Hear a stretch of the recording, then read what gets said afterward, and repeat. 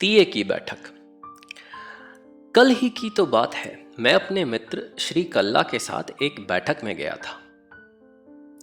तीये की बैठक में तीये की बैठक का निश्चित समय होता है। साधारणतया 1 घंटे का, शाम को 4 से 5 या 5 से 6 या जैसी भी बैठक करने वालों की सुविधा हो। नहीं, कैसे ज्यादा से ज्यादा लोग इसमें इकट्ठे हो सकें, इसको ध्यान में रखते हुए बैठक का समय रखा जाता है। सेवानिवृत्त अधिकारी या कर्मचारी हो तो शाम के 5 बजे दफ्तर समाप्ति का समय। बैठक में ज्यादा लोगों को क्यों इकट्ठा करना चाहते हैं? कोई राजनीतिक सभा तो है नहीं। तीये की बैठक तो किसी के मर जाने पर मृत्यु से तीसरे दिन होती है। यह मृतक के प्रति दुख प्रकट करने के लिए रखी जाती है। वैसे यह सामाजिक महत्व की बन गई है। अधिक लोग आते हैं तो समझा जाता है कि समाज में इनका रुतबा है। पर इनका किसका? मृतक का या मृतक के सक्सेसर का, जिसके घर बैठक हो रही है? मरने वाला तो मर गया। बैठक में आने वाले तो अधिकतर बैठक समाप्ति के चंद मिनट पहले ही आते हैं, केवल सामाजिक निर्वाह के लिए। चाहे वे मृतक से मिले ही नहीं हो या बहुत साल पहले मिले हों, पर मृतक का बेटा तो जिंदा है, उसे तो जानते हैं, चाहे उससे भी काफी अरसे से नहीं मिले हों। हम जिस बैठक में गए वह सक्सेना की मां प्रेमी के मरने पर उनकी तीये की बैठक थी। हम प्रेमी जी से कभी नहीं मिले थे। हम तो केवल सक्सेना जी को जानते थे और बैठक समाप्ति से 10 मिनट पहले पहुंच गए थे। उसके बाद तो बहुत लोग आए थे और विशेष रूप से लगाया गया शामियाना खचाखच भर गया था। करीब 500 लोग होंगे, पुरुष स्त्री मिलाकर। बाहर तो शामियाने में पुरुष ही बैठे थे, स्त्रियां तो अंदर पास ही चौके में बैठी थीं। बैठक समाप्ति पर हम सब खड़े हो गए। उससे कुछ मिनटों पूर्व तुलसी जी की पत्तियां सबको बांट दी गई थी और पत्ती के टुकड़े को अपने मुंह में चबा चुके थे। मृतका के तीनों बेटे और नजदीकी रिश्तेदार बाहर सड़क के पास आकर खड़े हो गए थे। सब लोग कतार से बारी बारी उन्हें नमस्ते करते हुए विदा ले रहे थे। अपना चेहरा जरूर मृतका के लड़कों को दिखा रहे थे ताकि सनद रहे कि वे तीये की बैठक में शामिल हुए थे। बैठक में बैठे हुए श्री कल्ला ने मुझसे पूछा था कि मृतका का नाम क्या था, वह कितने वर्ष की थी। मैंने अंदाजन बता दिया था कि सक्सेना जी की उम्र को देखते हुए वे 70 वर्ष की होंगी और उन्हीं की मां थी। नाम का तो मुझे भी पता नहीं था। उन्होंने फिर पूछा कि क्या बीमार थीं, कैसे मरी। मैंने कहा कि कई वर्षों से बीमार थीं और वे मरी क्या जी गई। मरने पर तो उनका जीवन सुधर गया। वे हक्का बक्का होकर बोले कि यह क्या, मरने पर भी जीवन सुधरता है? मैं शांत रहा। मेरा मन मुझे 3 वर्ष पीछे ले गया, जब मैं अपनी पत्नी सहित इनके घर गया था। मृतका के पति नामी डॉक्टर थे, खूब अच्छी कमाई थी। उनके 3 लड़के व एक लड़की थी। लड़की की दूर शहर में बड़े भले परिवार में शादी हुई थी। पति बड़ा अफसर है। तीनों लड़के इसी शहर में रहते हैं। एक इंजीनियर, एक सरकारी अफसर व एक डॉक्टर है। डॉक्टर मंझला है और उसे ही हम जानते थे। श्री कल्ला भी उसे ही जानते हैं। वह मिडिल ईस्ट में कई वर्ष रहकर 3 वर्ष पहले लौटा था।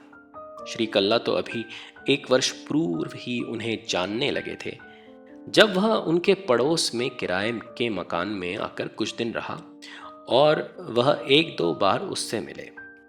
हम तो उनको मिडिल ईस्ट जाने से पूर्व से जानते थे, जब वे हमारे एरिया में पास में रहते थे। बस इतना सा हमारा संबंध था। वे मिडिल ईस्ट से लौटे थे। उनका फ़ोन भी आया था कि हम वापस आ गए हैं और अभी पैतृक मकान सेठी कॉलोनी में रह रहे हैं, तो मैं पत्नी सहित उनसे मिलने चला गया था। सक्सेना जी, उनकी डॉक्टर पत्नी व दोनों बच्चे वहीं थे। सक्सेना जी के पिता का कई वर्षों पहले जब वे मिडिल ईस्ट में थे देहांत हो गया था। उस समय वे अकेले चंद दिनों के लिए आए थे। सक्सेना जी के पिता ने बड़ा मकान बनाया था और अपने मरने से पहले अपने तीनों लड़कों के नाम बंटवारा कर गए। सरकारी अफसर बेटे ने तो हिस्सा आने पर उसे बेच दिया था। वह सरकारी आवास में रह रहा था।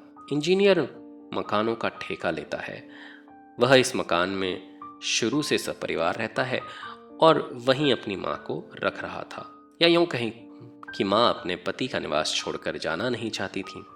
सक्सेना जी के पिता ने अपनी पत्नी के नाम भी थोड़ा सा हिस्सा रख दिया था और वही सक्सेना जी की माँ के पास बचा था। समाज में कहने को तो वह अपने बेटे के पास रह रही थी, पर जब तक हाथ पांव चले उसे खुद ही अपना खाना बनाकर खाना पड़ता था। कैसी विडंबना है। बच्चों को बड़ा करते हुए, स्वप्न देखते हुए उसने कभी यह नहीं सोचा होगा।